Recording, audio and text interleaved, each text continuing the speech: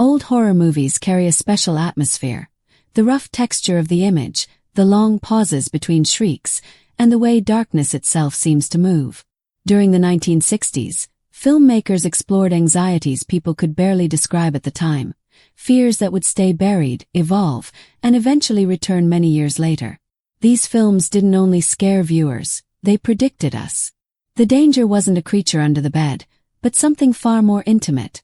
Isolation, contagion, collective panic, and the frightening possibility of losing your identity, your face, or even your sanity. Looking back, the nightmares of that decade feel uncannily recognizable, as if those stories were staring directly into the present. Today, the same fears are back. Disease, constant observation, angry crowds, except now they live online. We once believed these films were pure imagination. They weren't. This is Vintverse, and we're descending into 10 shockingly overlooked horror films from the 1960s whose shadows have finally caught up with the modern world. Movies so unsettling they still plant new fears in audiences decades later, beginning with number 10, Matango, also known as Attack of the Mushroom People. The story opens with silence, a wrecked ship, and a small group of survivors reaching a forgotten island wrapped in fog and decay. The land appears abandoned, but it is very much alive. Mushrooms are everywhere, climbing trees, spreading across walls, leaking from the soil, and they seem almost hungry. Starving and desperate, the castaways begin to eat the strange growth covering the island, unaware that the fungi are not nourishment but a sentence.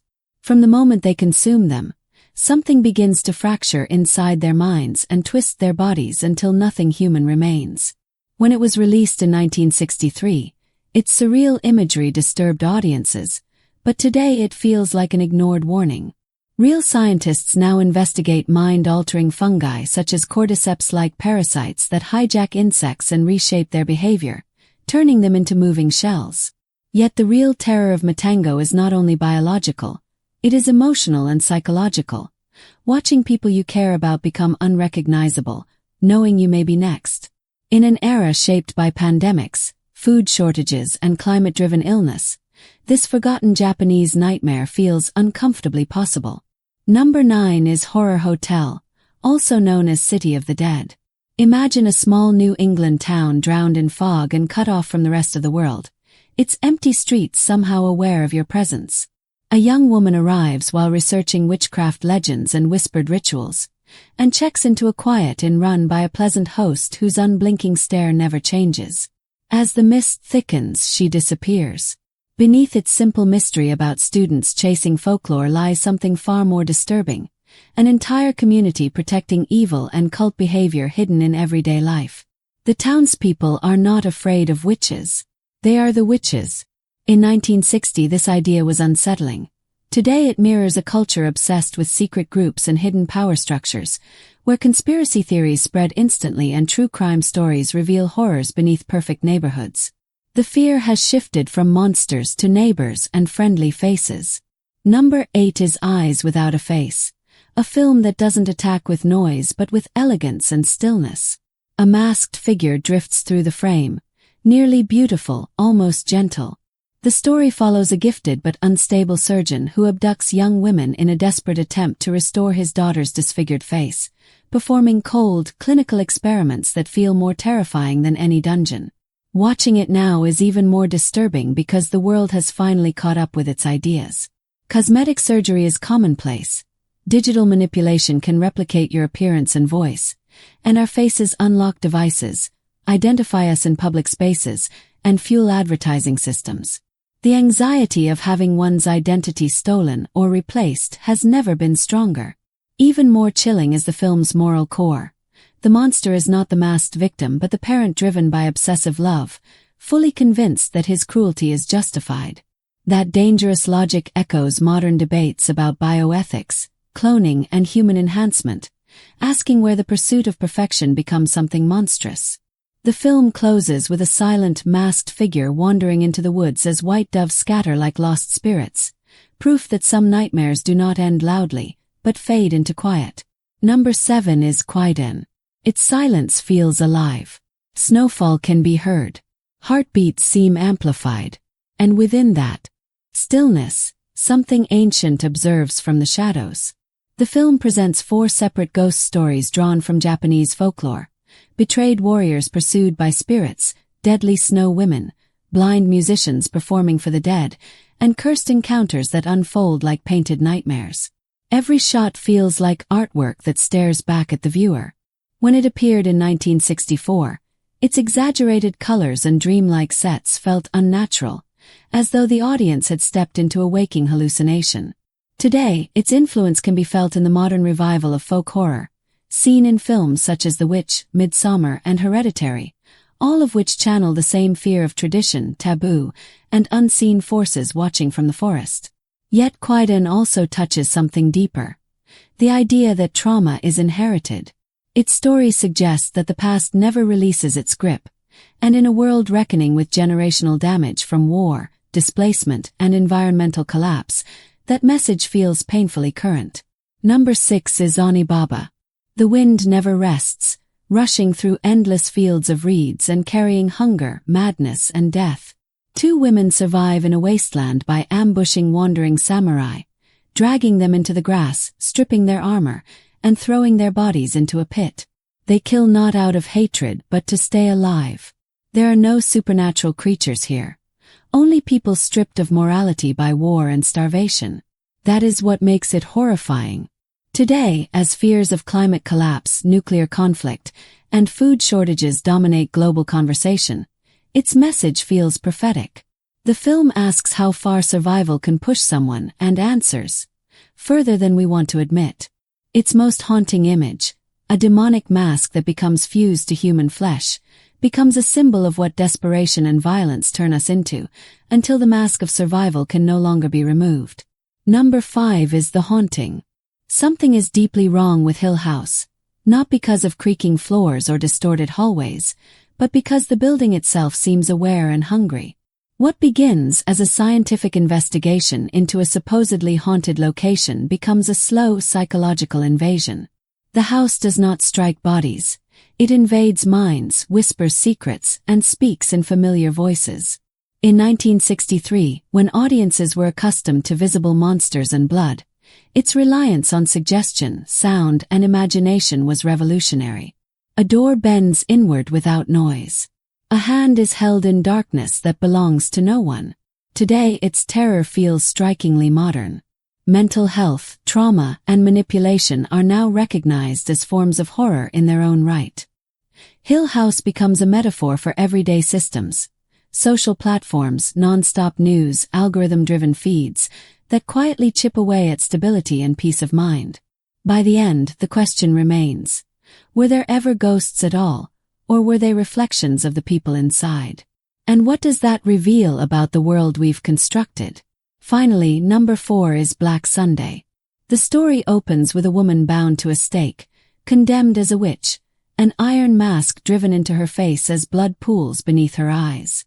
A curse is spoken, and her return is promised.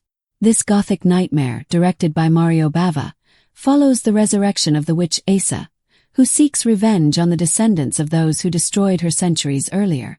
Her power is not thunder or flame, but corruption, seduction, paranoia, and the slow poisoning of families and communities. When it premiered in 1960, its brutality and atmosphere shocked audiences. Viewed today, it feels disturbingly prophetic. The witch hunts of the past have transformed into digital crusades, where online mobs form instantly, outrage spreads uncontrollably, and reputations collapse in hours. Fear itself has become the weapon. Outrage spreads faster than reason, and outrage itself has become a kind of currency. Even the return of evil in Black Sunday feels strangely contemporary, a reminder that old horrors never truly disappear, they simply return in new shapes. Extremism, conspiracy thinking, and cult-like devotion are modern versions of the same ancient fears, revived and amplified by technology. Just like in that film, the crowd rarely stops to ask whether it is right, only whether it is loud enough.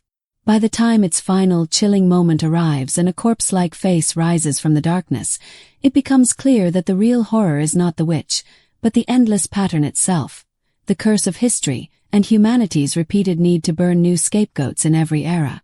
Number 3 is The Last Man on Earth. Released in 1964, it imagines a world of empty streets, cars frozen in mid-turn, doors left open, meals decaying on tables, and only the wind, and something almost human, moving through the silence. In this ruined world, Vincent Price plays Dr. Robert Morgan, the sole survivor of a global plague that has erased humanity and left behind pale, vampire-like remnants. By daylight he hunts them, and after dark they gather outside his home, whispering his name and striking his doors with lifeless hands. Day after day and year after year, Morgan slips closer to madness, holding on to rigid routines because they are the only barrier between him and the creatures outside, and the one he feels growing inside himself. When the film first appeared in 1964, it was disturbing. Now it feels almost unbearable, because we have lived through deserted cities, lockdowns, and the constant suspicion of every cough and every unexpected knock. Its outbreak no longer feels like fantasy, but like déjà vu. Yet the film predicted more than isolation. It anticipated a breakdown of trust itself. Morgan's crushing loneliness mirrors a fractured modern society where misinformation spreads faster than disease and people hide away in digital shelters. The creatures, neither alive nor truly dead, resemble today's metaphors. The relentless anger of social media mobs, the hollow scroll of algorithm-driven news, and the slow erosion of genuine human connection. And the ending still cuts deeply. Morgan learns he is not the hero of the story. He is the terror. The emerging society sees him as their monster. In a time when moral judgment shifts overnight and yesterday's savior becomes today's villain, the film quietly reveals an uncomfortable truth. In someone else's version of events, we may be the horror. Number 2 is The Innocents. In a vast country house in rural England, children's laughter drifts through long corridors and sunlight glows through lace curtains. Yet the atmosphere feels wrong, heavy and unmoving, as though something unseen is watching. A young governess arrives to care for 2 orphan children, but gradually becomes convinced that they are under the influence of the ghosts of their former caretakers. Flickers of shadow appear at the edges of her sight, whispers move through sealed rooms, and the children, endlessly polite, smiling and observant, seem to know far more than they should. This is not a film built on sudden shocks, but on slow collapse, of the house, the children, and the governess herself.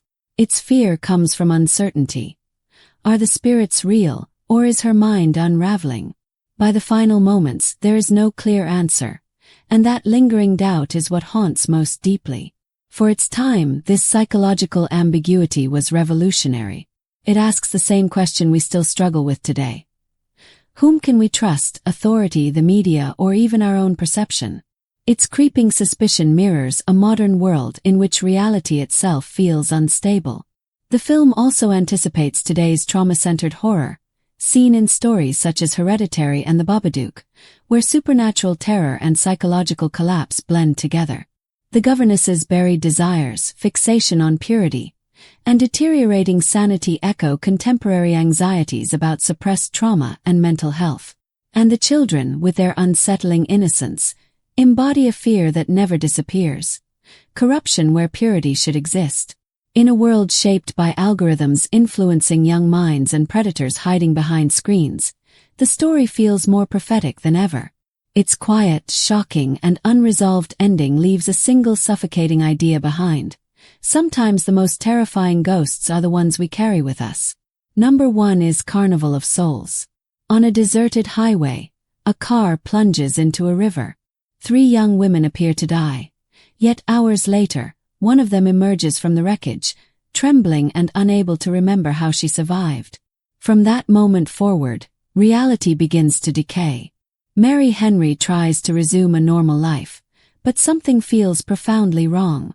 People respond to her differently, and sometimes not at all. And wherever she goes, a pale man appears, smiling silently from doorways, reflections, and shadows. He never pursues her. He never speaks. He only waits. When the film was released in 1962, it was dismissed as odd and inexpensive. Now it feels eerily modern. Its empty highways, deserted amusement grounds, echoing churches, and vast in-between places resemble today's landscapes of isolation. ghost malls, dying suburbs, and digital limbos where people drift online, half present and half gone. More than anything, the film foretold the emotional emptiness that defines much of contemporary life.